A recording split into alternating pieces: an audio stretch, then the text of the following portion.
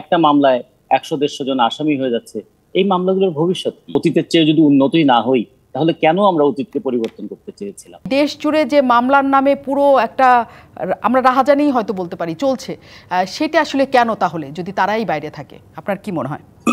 এই গণঅভ্যুত্থানের মধ্য দিয়ে আমরা কয়েকটা বিষয়ের ফয়সালা করতে চেয়েছিলাম। একটা হচ্ছে যে দুঃশাসন যত দীর্ঘদিনই হোক না কেন, তার একটা অবসান ঘটে। দুঃশাসক যারা, তারা জনগণের কাছে ঘৃণিত হয়, এবং যে প্রক্রিয়ায় দুঃশাসন চালানো হয় সেই প্রক্রিয়াটার অবসান না ঘটালে আবার নতুন ধরনের দুঃশাসকের জন্ম হতে পারে, এই আশঙ্কাটাও থাকে। যে কারণে আমরা ব্যক্তির বদলের সঙ্গে সঙ্গে ব্যবস্থার বদলটার আকাঙ্ক্ষাও করেছিলাম। এবং আমরা গত যে 15 বছর জনগণের উপর যে নিপীড়নটা চালানো হয়েছে, তার প্রধান হাতিয়ার ছিল নানা ধরনের মামলা। তখন বিরোধী দলের পক্ষ থেকে বলা হতো যে এটা গায়েবী মামলা হচ্ছে, মিথ্যা মামলা হচ্ছে।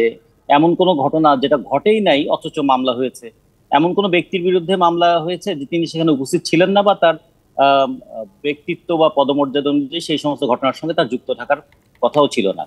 যেমন বিএনপির নেতা মির্জা ফখরুলের বিরুদ্ধে ময়লার গাড়ি পোড়ানোর মামলা। তো আমরা এই সমস্ত মামলাগুলো সবাই বুঝতো এগুলো হয়রানিমূলক মামলা, এর মধ্যে দিয়ে বিপক্ষ দলকে হয়রানি করা হচ্ছে। আমরা তো এগুলোর অবসান পেতে চেয়েছিলাম।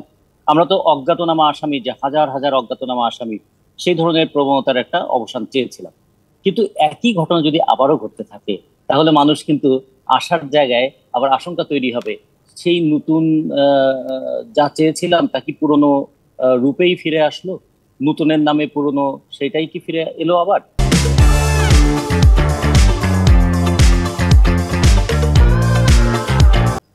যে কারণে আমরা এবার মামলা যেগুলো দেখছি, আচ্ছা ধরুন আইনমন্ত্রীর বিরুদ্ধে কি হত্যা মামলা দেওয়া খুব দরকার? সালমান এফ রহমানের বিরুদ্ধে কি হত্যা মামলা দেওয়া খুব দরকার? তাদের বিরুদ্ধে যে মামলাটা দিতে হবে সেটা তো কার্যকর মামলা হওয়া উচিত। কিভাবে ব্যাংকের টাকাটা আত্মসাৎ হলো, কিভাবে আইনটা আহ যথাযথভাবে কাজে লাগলো না, কিংবা আইনের অপব্যাখ্যা হলো। তাহলে আইনমন্ত্রী, তিনি একজন মন্ত্রী হিসেবে তার দায়িত্ব ছিল আইনের মর্যাদাটাকে সমুন্নত রাখা। তার মন্ত্রিত্ব থাকাকালীন সময় কিভাবে আইনটাকে একটা নিপীড়নের হাতিয়ারে পরিণত করা হলো, তার দায় যদি তার উপর চাপানো হতো। কিংবা কিভাবে শেয়ার বাজারে কেলেঙ্কারি হলো, ব্যাংকের টাকাগুলো তছরূপ হয়ে গেল, সেটার ব্যাপারে যদি সালমান রহমানকে ধরা হয়, তাহলে হবে কি, যে যে অপরাধে অপরাধী তার সেই অপরাধের বিচারটা হলে মানুষ বুঝতো যে অপরাধী যত বড়ই হোক আর অপরাধ যে ধরনেরই হোক না কেন, অপরাধীও যেমন শাস্তির আওতায় আসে, অপরাধটাও বিচারের আওতায় আসে। আমরা অপরাধটাকে বিচার করব আর অপরাধীকে শাস্তি দেব। কারণ অপরাধটাকে যদি আড়াল করা হয়, শুধু অপরাধীকে শাস্তি দেওয়া হয়, তাহলে হবে কি, সামনে শুধু ব্যক্তি চলে আসে।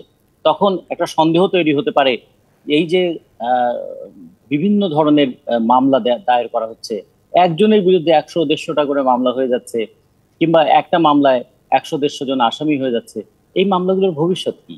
এগুলো কি রাজনৈতিক হয়রানিমূলক মামলা হিসেবে বিবেচিত হবে, নাকি এই মামলার মধ্য দিয়ে আমরা একটা রাজনৈতিক চর্চা করতে চাই, যা অতীতের রাজনৈতিক চর্চার চেয়ে একটু উন্নত? অতীতের চেয়ে যদি উন্নতই না হই, তাহলে কেন আমরা অতীতকে পরিবর্তন করতে চেয়েছিলাম? এই প্রশ্নটা কি আবার আসবে না? নিশ্চয়ই ফলে আসবে। আমরা মনে করি